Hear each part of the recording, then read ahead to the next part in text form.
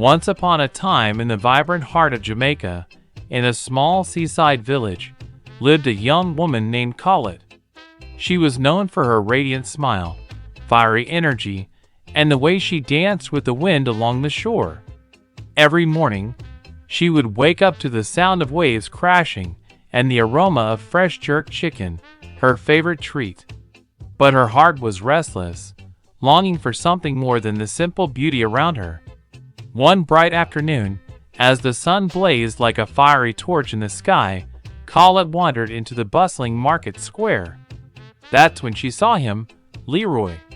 Tall, with eyes as deep and warm as the Caribbean Sea, he moved with a confident grace, playing his drum with passion. He was a musician, born and raised in the village, and his music had a way of making time stand still. Their eyes met, and in that instant, an electric spark ignited. Lyra's rhythm seemed to pulse faster, as if the very beat of his heart was calling out to hers. Without thinking, Colette stepped closer, drawn by an irresistible magnetism.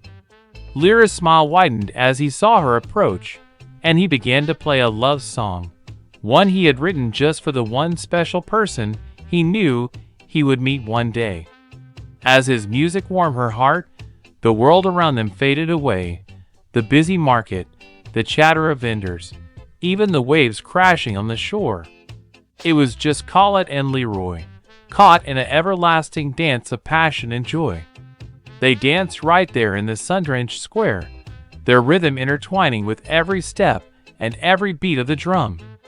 Her laughter rang out like the sweetest melody, and his eyes sparkled with a happiness that felt like the sun itself had come alive inside him.